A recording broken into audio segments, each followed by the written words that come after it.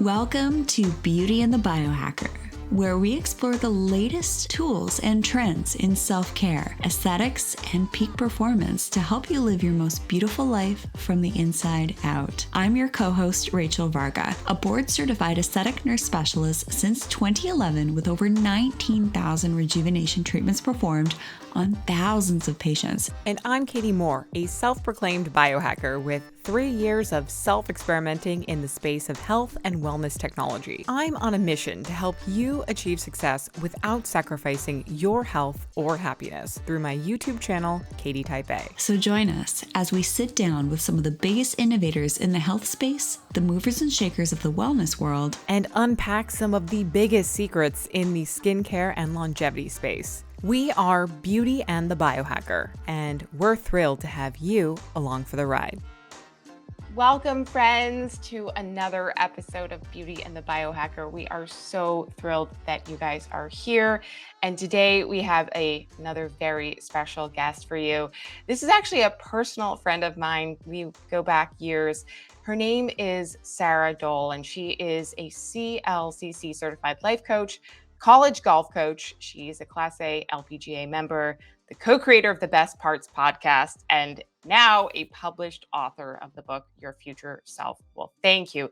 That is quite a list of accomplishments. And in addition to that, she's also been a 3-time Big East Coach of the Year, was named LPGA National Coach of the Year in 2015.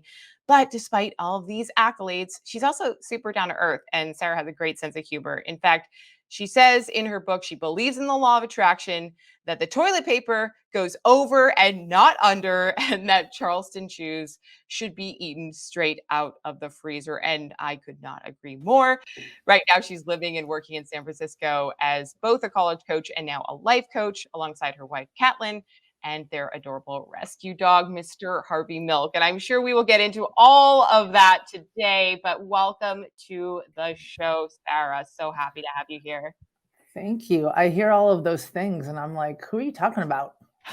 It's fun to hear it. Yeah, well, you have had quite some success in the golf coach sphere. That has been your kind of life calling, your profession since I've known you, and obviously way further back. But you recently switched over to life coaching too. And so that's a very, there's obviously a lot of similarity and crossover there, but it's also a pretty big shift too in terms of kind of the communication and messaging you're getting out.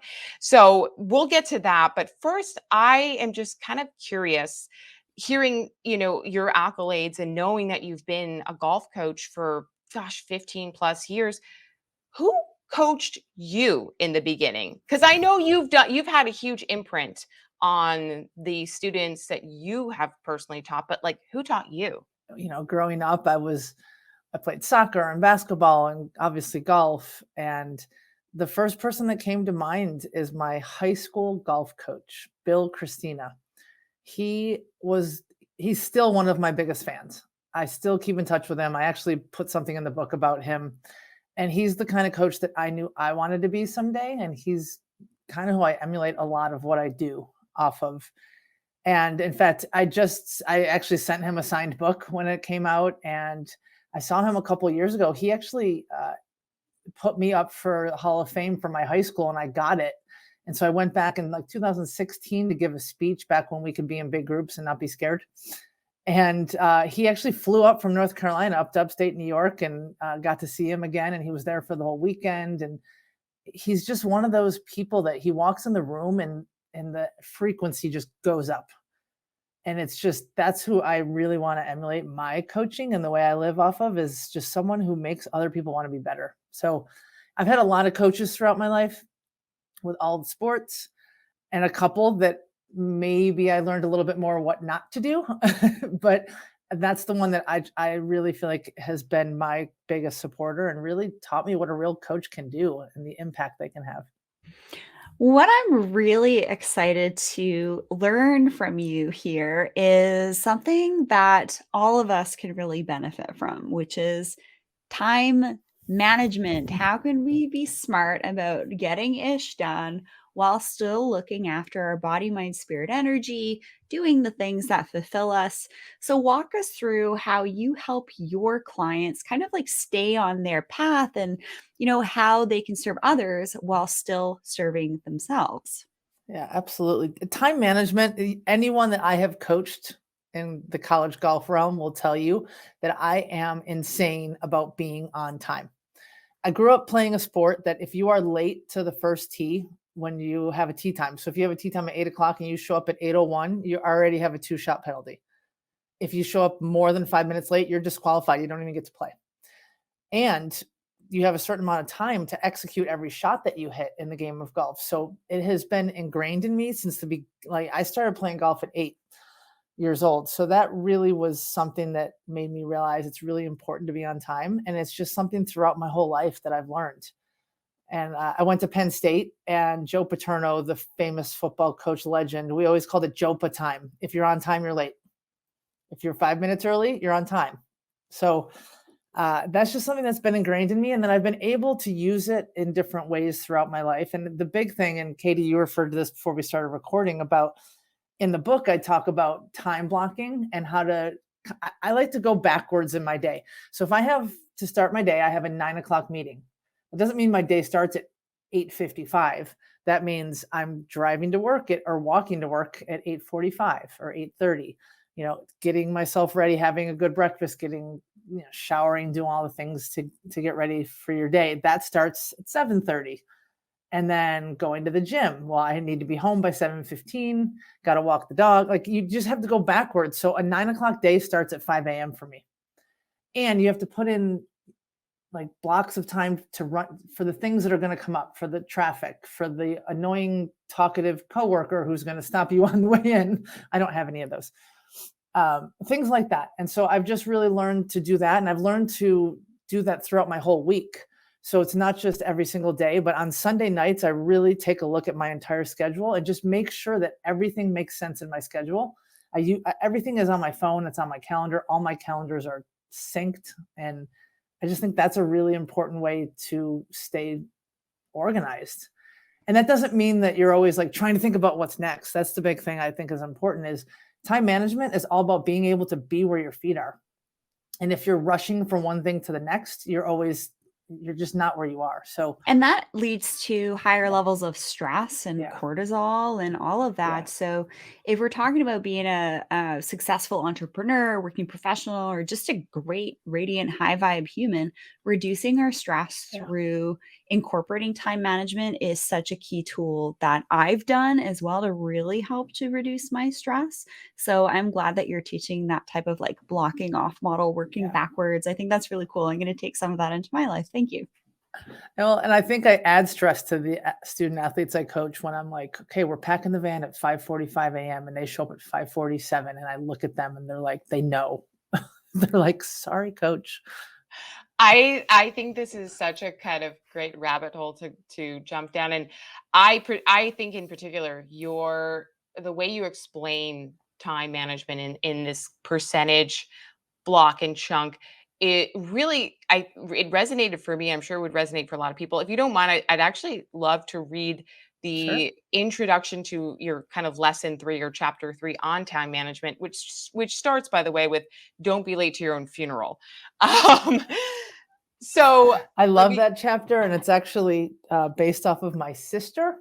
My sister and I were raised by the same 2 human beings, and for some reason, I don't understand. We are completely opposite, and she is late 90% of the time. I think I said it. I was kinder in the book about how often she's late. I think she does it on purpose to drive me crazy. I think that's what it is. And I want to put a pin in that because I want to come back to that and talk about partners too, because I happen to live with a partner who feels like, hey, we're always on island time, which is, when you live in Hawaii, it's like you show up when you can and that's it. And that's great for him. Doesn't work for me. I'm like, we have to be out of the class. We have to be at this place, and so I'm very structured. And so I'm curious about the dynamic, but we'll get to that in a second. Okay. Let's first start with just a brief paragraph where you talk about the true meaning. And you say there are only 24 hours in a day. That's 1,440 minutes. And if I only have 1,440 minutes in a day, I'm sleeping for about 480 of those minutes. I'll spend 120 of those minutes at a meal, 45 of those minutes getting ready for the day, 5 minutes making the bed, 12 minutes going to the bathroom. IBS sucks. We'll get to that. And 45 minutes commuting back and forth to my job. So if I have an 8-hour workday, that takes another 480 minutes. That means I'm left with a grand total of 253 minutes. And that is not a lot of time. I have just over 4 hours for me. And if we plan to meet at 6 p.m. and you show up at 6:23, you have wasted 9% of my free minutes. Not cool, my friend. And I love that because you break it down in such a like mathematical equation. You make it so simple and easy to realize that our free time is really like so important and special to us. And there are so many people who just completely don't care and they show up when they can. And for somebody who does take time seriously and who does lives a busy life and is doing a lot of things, that can really have ripple effects, right? Yeah, absolutely. I think And time management is your love language. I'm just going to put that out there. It's I like think you it want is people to too. respect your time and vice versa. I always find that interesting. What people like hyper focus on is oftentimes sometimes their love language. Like Katie sending me flowers and all sorts of stuff. It's kind of cool noticing that. Yeah, and having 4 hours, if you have that busy day and only 4 hours is for you time, how you spend that time is really important too. And making sure that it's not wasted time. I mean, sometimes wasted time is actually necessary. Sometimes you just need to sit and watch Netflix. Sometimes Schitt's Creek is where it's at, right? But also just utilizing that time that you have and what's going to best serve you. So I've added in a lot of morning meditations and morning journaling, evening reading. So I shut the phone and screens off so I'm getting better sleep, and just being aware of those things and knowing where those blocks of time are. If I have an extra 20 minutes and back when I get to go back to the office full time, instead of just sitting there, I'll get up and go for a 20-minute walk around campus, get outside, get some vitamin D. So it's just being aware of where your blocks of time are, where you have extra minutes, and how are you going to spend them. I think that's important. That whatever's going to help bring more, sounds so cheesy, but bring more joy to your life, right?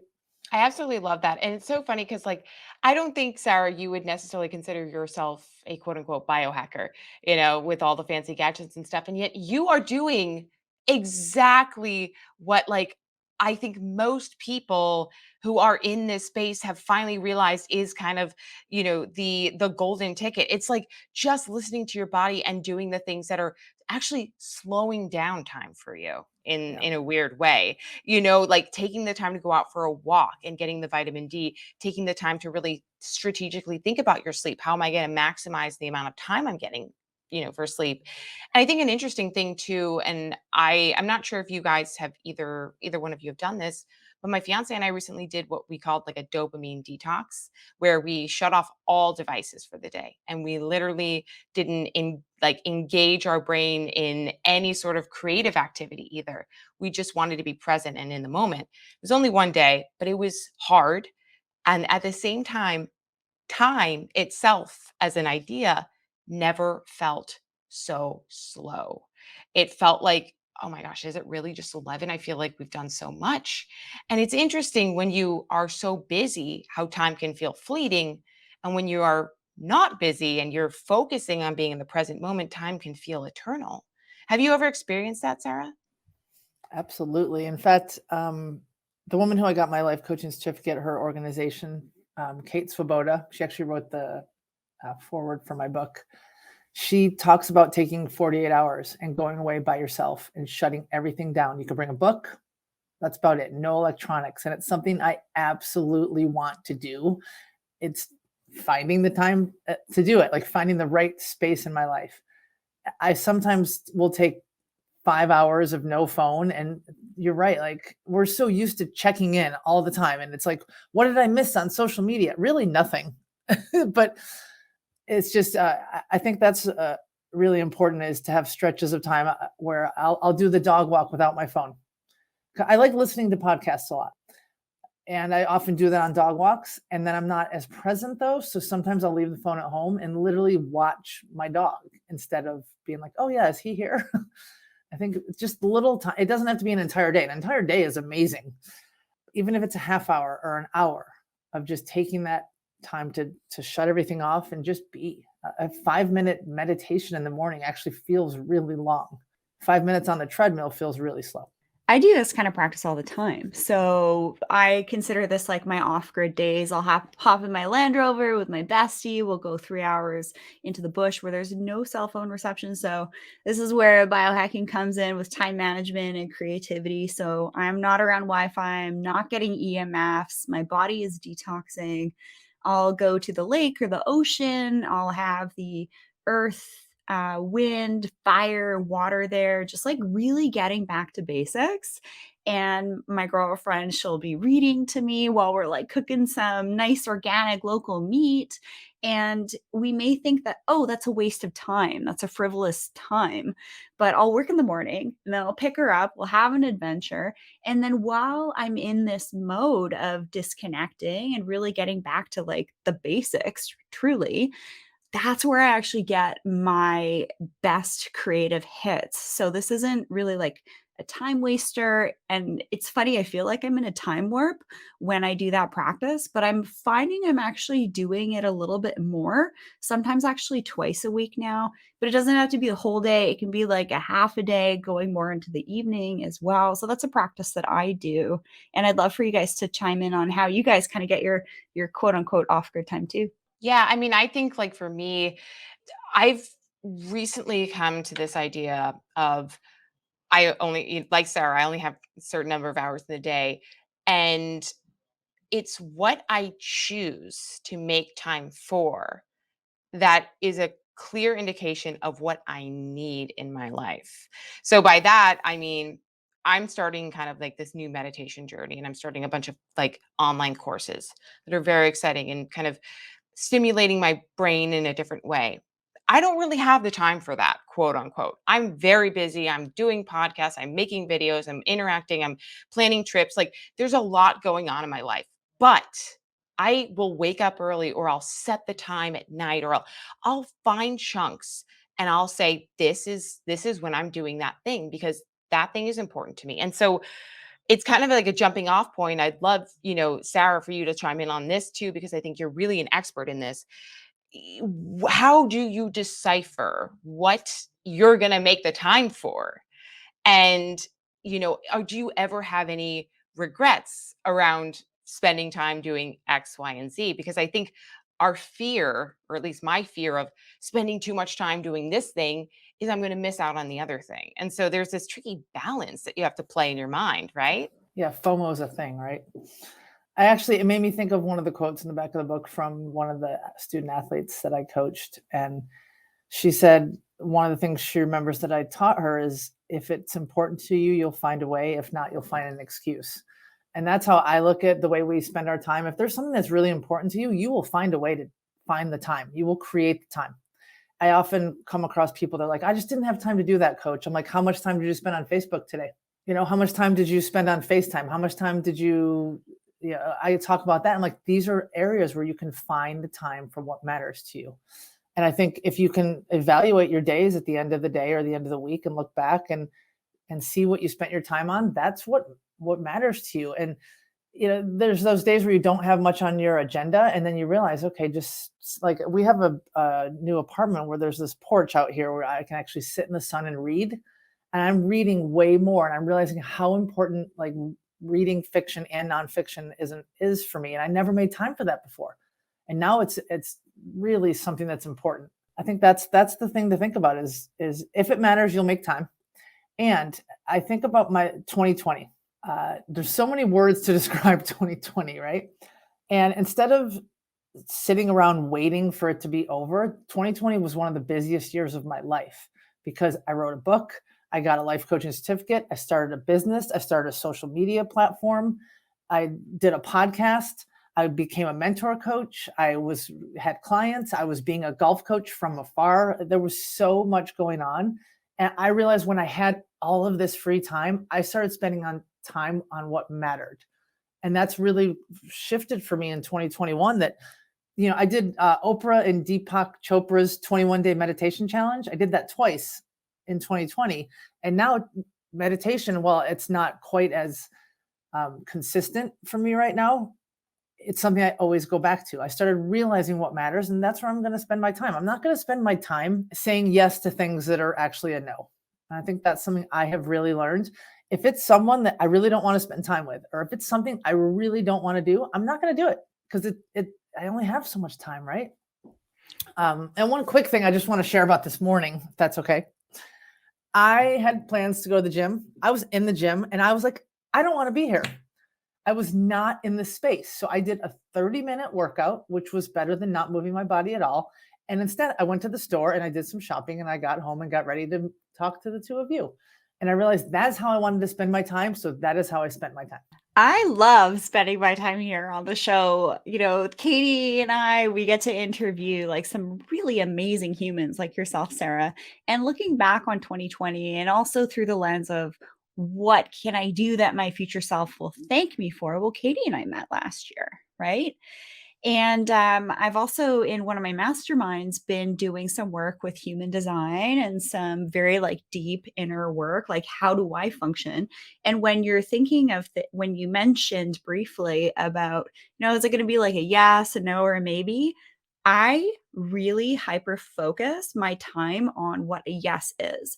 And with my clients that are a clear yes, if it's a no, if it's a maybe, it's probably not a great fit for a client and I, or also an activity or a project. So that's a great way that I support my ability to be laser focused with my time and energy. And I'd love for you to add to that. How do you discern what's going to be like a yes, maybe a no, and how that's worked out for you? You actually made me think of a life coach I heard speak at a conference, I want to say 10 years ago, and I cannot remember her name. So if I can get it to you later, if you want to link her website, I can picture her.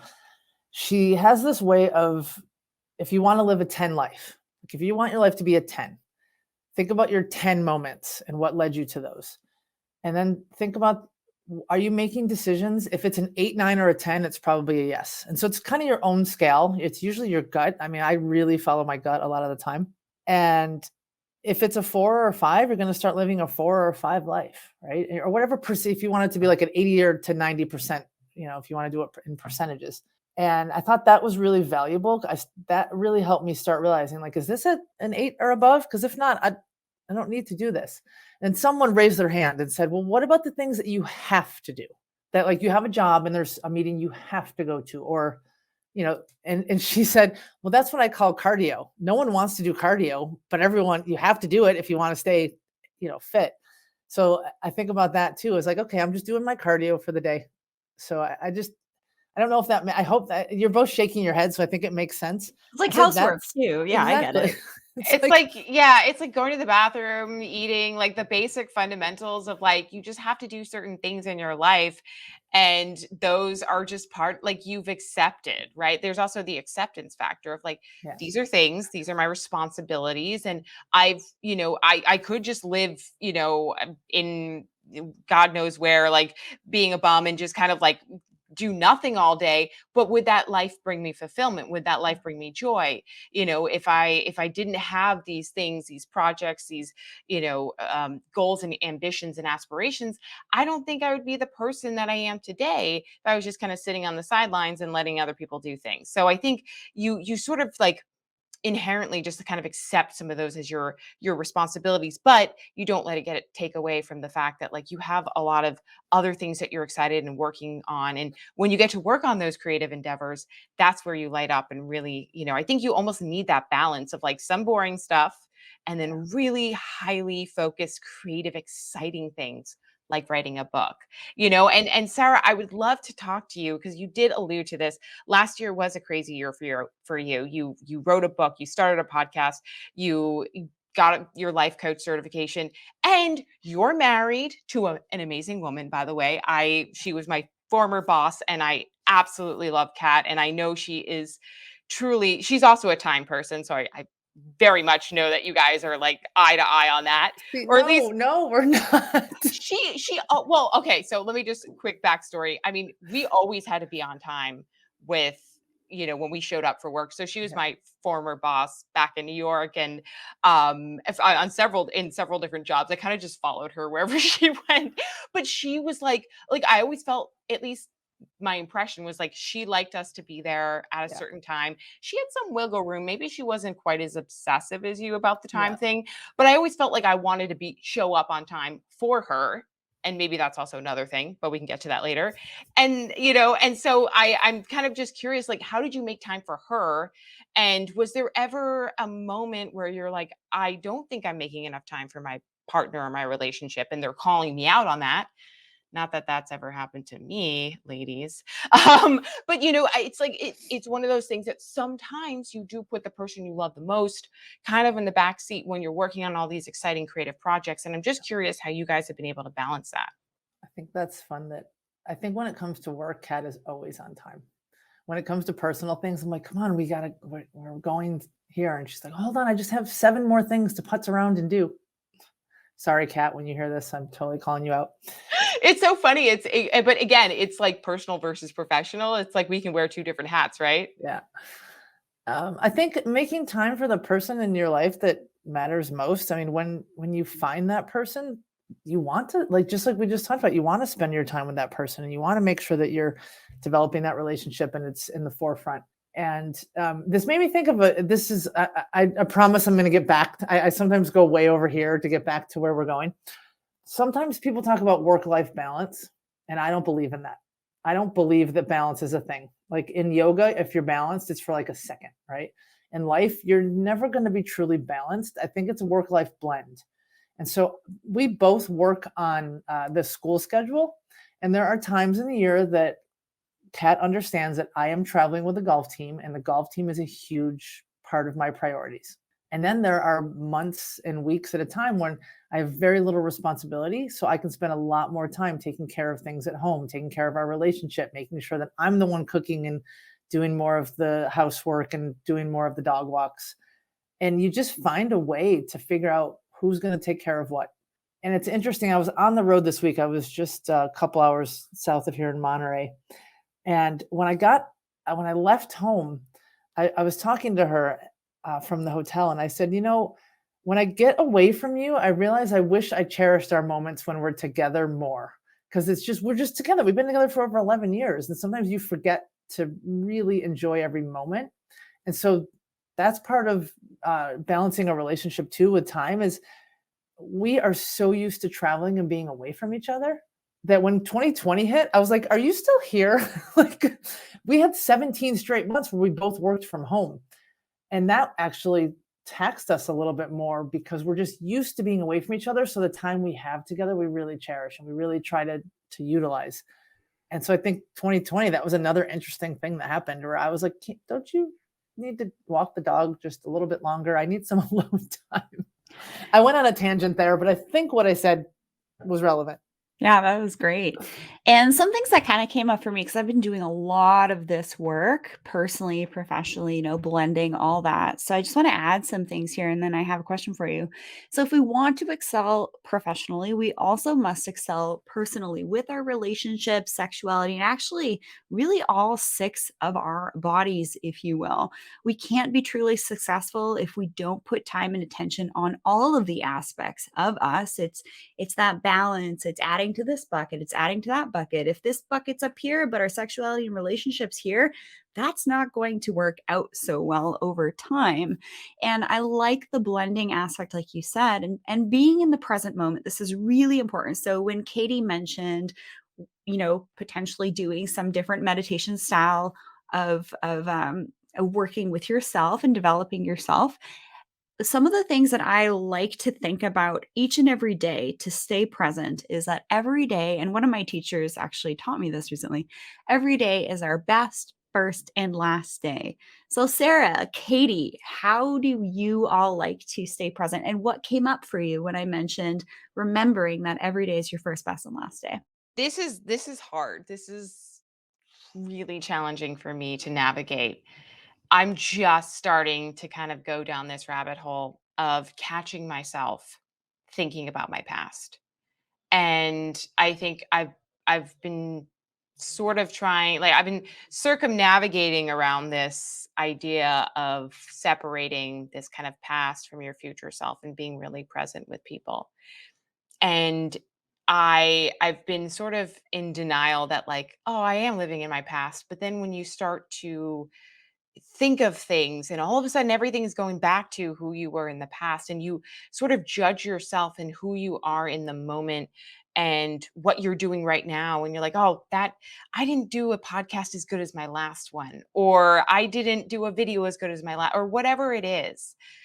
And there's this constant judgment, and then the minute that you can catch yourself in that space and that time and you say, that's my past self. Why am I thinking about that? I'm here. I'm right here, right now, living and creating this new moment for myself. That's when the real work begins. So I kind of want to put a pin in this for right now, because I am just sort of starting this spiritual journey for myself. It's been a long time coming. I've had a lot of things happen for me in the past, losing a parent, which Sarah, I know you also share, and we'll get to that in a second, but it does affect you. It sort of changes your personality. But then if you think about it, you're like, but my personality can become my personal reality. Not to quote Joe Dispenza, but it's something that you start to realize, like, I'm still in control and I can still enact change every single day. And so for me, I think the best thing that I'm starting to learn is putting the phone down when I'm having a conversation with somebody, or putting it in airplane mode, so that my focus, my attention is right here, right now with the person, and absorbing their information, and everything else superficial can wait, because it doesn't matter to me right now. I love everything you just said. When I think about this, I think every day that you live makes you better for the next day. I think about that with relationships too. Every relationship that you have, like a romantic relationship, everyone ends until one doesn't. But every relationship makes you better for the next one. If you look at an old relationship, you look at, who was I in that relationship? What did I enjoy? What did I like about myself? What could I have done better? And what did that person provide for me that I'm looking for? And what am I not looking for? I think about that with your past self. The one chapter I know that we're going to talk about is There's No Magic Redo for Your Childhood. And we've all had stuff in our childhood. We've all had something. We've all had some sort of trauma, whether it's small trauma, large trauma. And that doesn't have to define you. It can just make you realize what matters. And, looking at your past self, it's like, that past self got me to where I am right now. So it's this place of learning from your past self and wanting to look forward of, who do I want to be in my future, and balancing. I just said earlier, I don't believe in balance, but like, I don't know what other word to use there. I guess finding that space between the two of, okay, in my past, these are the things that I've done that I'm really proud of, and this is what I know I can do better. And in my future, who do I want to be? So if I'm living my life the way I am right now, exactly the same for the next year, what's my life going to look like in a year? And am I going to be happy with that? And if not, okay, what do I change? And I think that's a key thing is, someone said buckets earlier. You were talking about buckets, like, Yeah, like the different bodies of yeah, us, like personal, professional, relationship, sexuality, all of that. We really need to not what I find in a lot of men and women lately is, when they are a working professional, they're a parent, they're an entrepreneur, they're just like hyper focused in the professional, very masculine mindset. We got to get shit done, but we forget to be in that more feminine mindset of that literally like receiving mode. So that yeah. actually came up. That word came up, I think, Katie, when you were speaking. It's when you're speaking with someone, it's like, what can you learn? It's the receiving. So how do you like to receive in your work, Sarah? And how do you see some of your most successful clients receiving? I have a thought about the buckets, and then I want to answer that question. I actually think of it as a wheel or a pie, and you have the different parts of your life. And if one part of your life is off, the rest of it's going to be off. So if, part of your wheel has a little dent in it, it's going to be a little bit more of a wobbly ride, if you will. And that's how I work with clients is, what area of your life are you not feeling totally fulfilled? What area of your life are you stuck? What area of your life is getting you stuck from being your best self? And what are the small changes that we can make on an hourly, daily basis to help that area of your life become more fulfilled, so then your entire life is more fulfilled. And so I think it's interesting. I've never thought about it, like helping my clients with receiving. And I love this question because many clients I've worked with feel like they don't deserve certain things. And I think it's knowing that you do deserve to receive wonderful things in your life, and you got to do the work to get there. And it's a lot of our life is really on us, and we feel like we don't have a choice or we don't have the ability to make changes, where we totally do. We always have a choice. Or we're programmed and we're Yeah. just running on autopilot on these programs that have been imprinted on us. Yeah, absolutely. I love how Katie is furiously shaking her head. I know she has something very wise to say right now. Oh,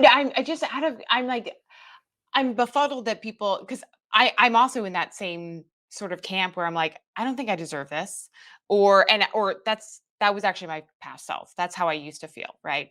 Now I'm sort of transitioning into this new thing where I do deserve it, because I'm a human and we all deserve good things. If I can wish good things upon my neighbor or stranger, why wouldn't I do the same for myself? The only way I'm going to show up in life for other people is if I'm showing up for myself. So out of curiosity, when you are working one-on-one with clients, and I know on your website, I actually think you do an amazing job of identifying the people that you want to work with by having not only an About Me, Sara Doell page, but you have an About You, where the client goes and reads if they're the right candidate to work with you. A, because you don't want to waste their time, but also B, because there are certain things that you're going to be able to identify and help them with, and that that's your strong suit, right?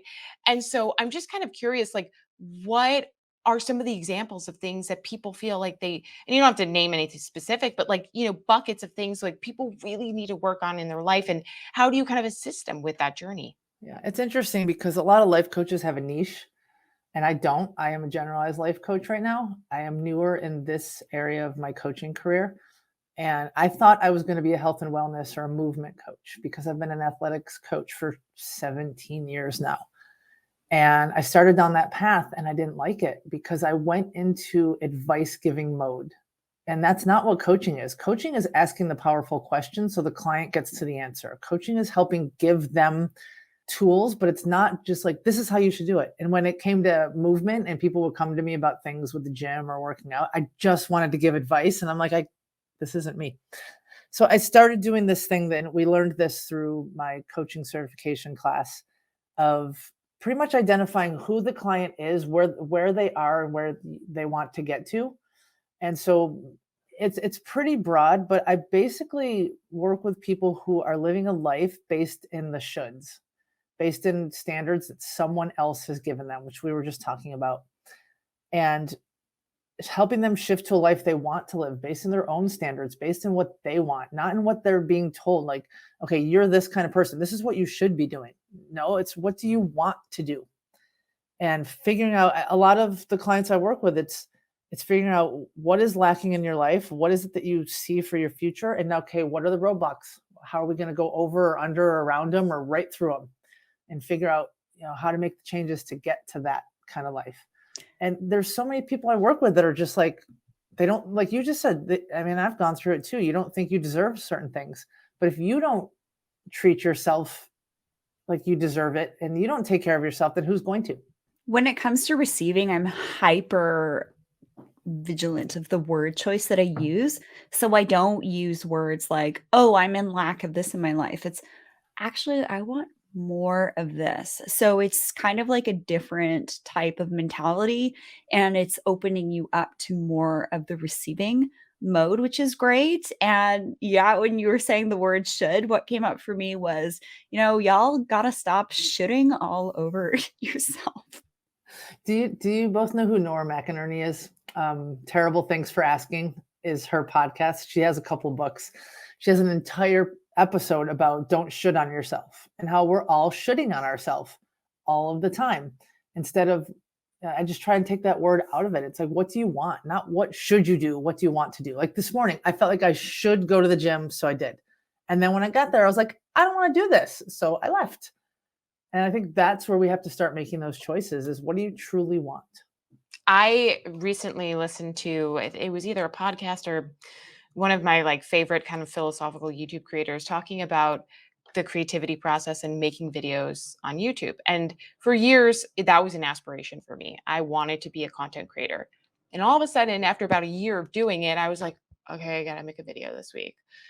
And I was getting frustrated in the process. And here, like for years, I had dreamed about doing it. And then I was finally living this life of doing the thing I wanted. And all of a sudden, it turned for me where it was like, well, this is something now I have to do. So instead, after listening to him talking a little bit about like this opportunity that you have in your life, this thing, this world you've created for yourself, he goes, you get to do this thing every day. This is not guaranteed. Tomorrow, YouTube could completely shut down and what would I do? And I'd be completely out of my work, right? I have an opportunity every single day to show up and get to do the thing that I love to do the most.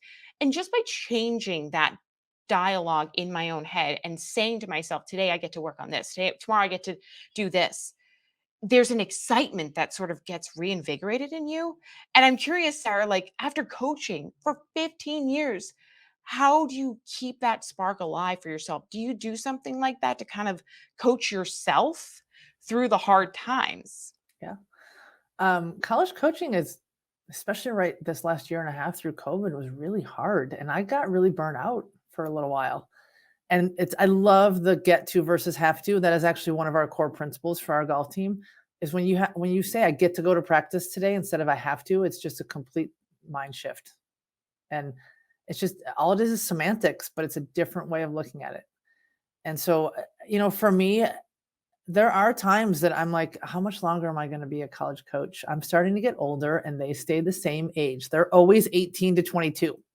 I am not. So I got to stay up on like Snapchat and what's the coolest music and what's all, like all of the things. I'm learning all these new words and phrases from these 18 to 20-year-olds. And I'm like, oh my goodness, this is exhausting. But I look at it as they keep me young. They keep me going. They give me energy.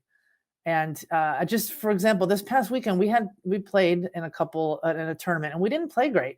And I actually wasn't feeling well. I had some really bad back pain from the weekend and busted my butt to do my very best for them and to show up to the best that I could. And they know, like, some days your 100% on one day is very different than your best self another day. And that's something that just keeps me going, is like that. Like I wrote down the quote you said earlier. This is the best first and last day of your life. Like, this is the day we get. And so, yeah, there's days that are harder than others. And I don't want to push aside, difficult things. You've got to go through the difficult stuff. And at the end of every day, if this was your last day, is this the last day you would want to live? It seems, simple, but not. I want to show up for the team. I want to show up for the athletes that I coach every single day and give them the best possible situation I can. And there's days that I'm not feeling it. And I tell them, like, I'm a little off today. I'm going to do my best. I love that you mentioned semantics, because word choice and speaking things into fruition. I know you mentioned law of attraction, that there's a lot of power in that. So semantics for me is really important, and knowing that my work and offerings are going to evolve, and I accept that and give myself grace. So one of the things that I do, if I'm not feeling my best, like yesterday I had a really bad migraine, I had to rebook someone. And sometimes there's actually a lot of power to that, so that you don't show up when you're not your best self. And a lot of times, like if people have to rebook me for something, like I recognize that, hey, maybe they're doing a similar practice as to what I do. And this is very important, so that we don't get into that, okay, let's just push through this, let's just get ish done, but making sure we are giving ourselves grace, knowing that our offerings and everything that we do, body, mind, spirit, energy, those practices may adapt and evolve as we go through different stages in our lives and what fulfills us. So for Katie, just putting that different spin on being a content creator, finding joy, like you said, Sarah, in like the adulting, like doing stuff that we got to do. It is all about semantics. Interesting. Sarah, I know there is so much more to cover in the book, and I am So sad that we are almost out of time. I feel like we could just talk for hours with you about this. There's one last thing, though, I think that is really important to cover because it's something that really spoke so loudly in the book. And I've read a lot of the testimonials of people who have also felt this way. And it's your own personal struggles and kind of coming to grip with some of those and some of the things that you've gone through in your childhood and in your adulthood, and really, looking at adversity very differently from a different lens, and then being able to talk about it so raw, so authentically.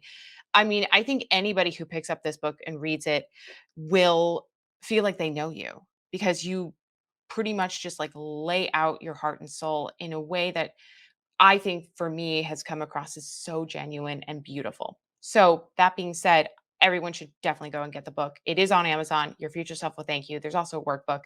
We'll put it in the show notes, but let's just quickly talk about one of the many struggles that you've that kind of came up for you, and how did you deal with like the emotions of it while you were writing and then even post publishing the book? Yeah. There's two chapters that stick out to me that were the hardest to write. One was more internal, one was more external. So I'll do the external one first. Chapter 1 is all about taking care of your body. And this links to chapter 8 is about there's no magic redo for your childhood. And I grew up with a mother who was suffering from severe bipolar disorder her entire life, obesity, diabetes, heart conditions, all sorts of stuff, and lived vicariously through my sister and I. And so my physical self has been a challenge my whole life. A mild case of what I would call like self-diagnosed body dysmorphia, where I look in the mirror and I see something that's not there. And a lot of it was because my mom always asked me, "What do you weigh?" And like she wanted to know what I weighed. She wanted to know, like she would make comments about, "Why aren't you wearing lipstick? Why isn't your hair down?" Trying to make me the person she wanted me to be. So chapter 1, taking care of your body, I have dealt internally and a fear of coming off as fat phobic. And when I wrote that chapter, I had this intense fear that I was going to offend someone by using the word overweight or using the word fat or obese and referring to weight. And so I really redesigned that chapter to go more to the core of how I've changed from being obsessed with what I weigh to being really keying in on how do I feel in my body. I have no idea what I weigh right now, and I don't want to know. I know that my pants fit, my energy is high, I feel good. I know that I have a certain body structure, and I'm happy. And that's really important. And chapter 1 was hard to write because I thought back to a lot of that and a lot of the shame around food and around dieting and body stuff. And my fear was offending someone talking about weight but that was my journey. And so that was, hopefully it came across in that chapter. And I'm really proud of my rewrite because my chapter, I had someone who I really respect say, "I think this needs to be rewritten." So I'm like, okay. And I'm really proud of the rewrite that it's really more about take care of your body. It's the only place you have to live. And we all have a different body. We all have different things. We all have different situations. And so that one was hard to write it brought up a lot of like emotional trauma from my past and the fear of offending other people. And no matter what you do, you're going to offend someone. But as long as I was proud of how the chapter came out. Chapter 8 was the hardest chapter to write because it's all about my mom. Growing up with a mom who struggled with bipolar disorder, who basically with words and without words told me I wasn't good enough. Didn't matter what I did. Didn't matter how successful I was. And it was a hard thing to go back and realize. I was playing the victim role for the longest time. Like, how could this happen to me? Why is she my mom? And I finally realized, my mom had some serious struggles and she truly wanted what was best for me. It was just she didn't have the tools to be able to communicate it properly. So I did a lot of work with inner critic work, and my mom's voice is my inner critic. And I've done a lot of work through CLCC, and Kate Swoboda actually coached me once on this, realizing that your inner critic is there as kind of that bitchy friend that doesn't know how to tell you what they really want to say, right? And I've realized that my inner critic is really trying to help me, trying to protect me. And so once I got to a place with that and I started to realize my mom didn't want to hurt me. She didn't want to be mean and cruel and say those horrible things. It didn't take the sting away, but it helped me reframe it. And maybe it's partly somatics to go from feeling like I'm not good enough to realizing that I really am. But it takes a lot of work, a lot of coaching, a lot of therapy, a lot, and it's always a work in progress, right? So chapter 8 was real. I keep calling them chapters; they're actually lessons. Lesson 8 was really, really hard to write, and it was very cathartic to get it out. And lesson 8 is actually, I'm intending to write a second book all about growing up with a parent with a major mental health disorder and how it changed my life, both good and bad. I think you are digging into something called shadow work for yourself, and Yeah. you're encouraging other people that read the book to do that also. It's like dig into what triggers you, feel it, work through it, and know that that is an aspect of yourself that you can actually use to your advantage once you understand yourself in a deeper way. Yeah, and one of the things we learned in life coaching is reframing limiting stories goes along with shadow work. You don't just take a limiting belief or a capital S story, we call it, and just say, okay, think the opposite and you'll be fine. There's a process you have to go through. So you go from your limiting belief of I'm not good enough. You take time to do some exploring, to give yourself some grace and self-compassion, to do the work to get to the other side of I am good enough. You have to believe it, but you've got to go through it to get there. You've got to process the emotions around it or you will never get to the other side. That's the truth, isn't it? It's like we can't shortcut our way to feeling better. You have to sometimes accept that it's going to take work and again time, right? Back to the whole time management thing. Sometimes it's not just going to happen instantly and you just have to accept that and you have to plan your life around the fact that you know what, I will be a better person in a couple months. And that's kind of, or a year, couple of years. Like sometimes it's just you can't even put a time frame on it because you don't know, it's the unknown. But one thing I will say is when I was reading lesson 8, I was thinking to myself what an important message this was, and I am so excited to hear that you're going to be writing another book about this because I think this is something that is super relatable. And I think you have a really keen perspective on it. And just knowing you personally and what you've gone through, and now talking to you, and how, I don't know, I'm not going to say the word enlightened, but you just have this energy to you of someone who has totally figured it out. And I mean that, like, not just coming as a friend, but just as someone who is an observationist, sort of looking in on the situation. I can see the work that you've done. It is so clear. It's really clear. And I think that, my friend, is where you can start helping other people getting to that place. That's a very kind thing to say. And I had my microphone off because I laughed out loud when you said someone who has it figured out. Because there's days I'm like, I've got my shit together. And then there's other days I'm like, am I the same person as yesterday? Because I literally, I'm going to just share this story. This morning, I got home from a trip last night and Kat, my wife, switched the soap in the bathroom because she knows the other soap I don't like. I went in the kitchen, I gave her a hug and teared up because I said, I can't believe that you knew that I hated that soap. And I was super emotional about the scent of the soap in the kitchen. And then there's other days where I'm like, I don't know. I like yesterday, I wouldn't have been like that. And it's just like being the person that you are that day. And like, I like that you said, yeah, I feel like I am starting to figure it out, but you're always figuring it out. And once you think you have it figured out, there's something else. So that's I think the most important takeaway and from this book and from life coaching that I would love to share is this life is a work in progress and we have never arrived. Just it's all about just keep going, keep figuring it out. Life changes and you have to change with it. And it sounds cliche, but it's so true. I think it's just so important to keep figuring it out, like you said.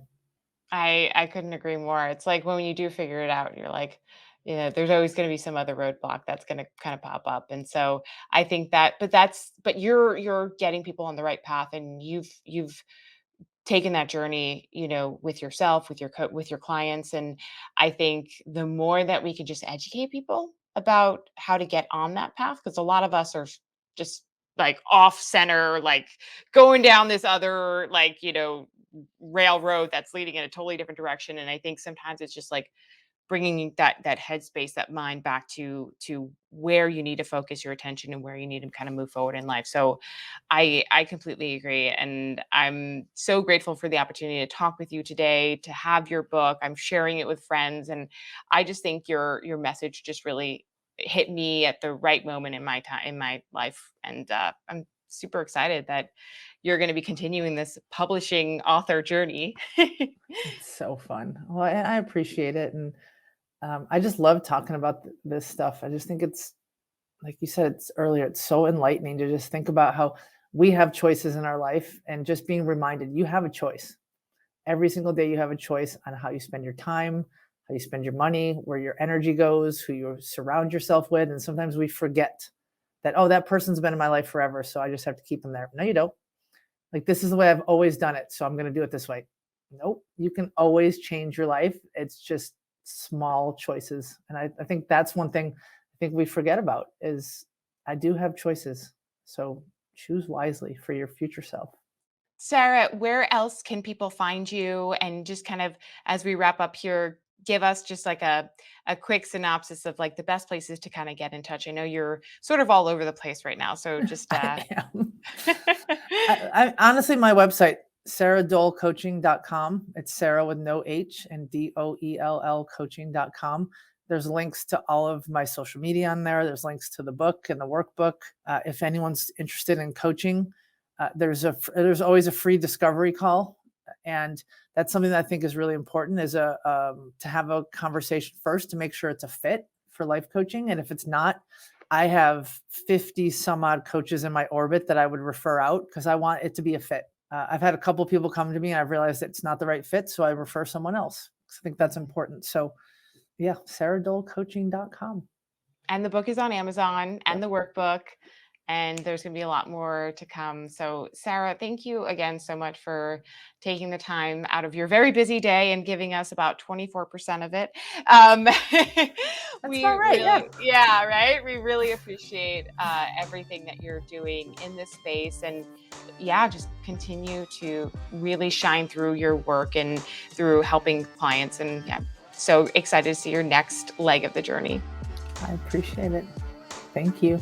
Thank you guys so much for tuning into Beauty and the Biohacker today. If you enjoyed this episode, please make sure to leave a comment or share it on your social media account, and we'll give you a shout out. And don't forget to head over to beautyandthebiohacker.com to check out all our episodes and our favorites page, where we include our curated list of products with special discount codes just for you guys. And while you're there, sign up for our newsletter because we're sharing some exclusive content and giveaways you won't want to miss.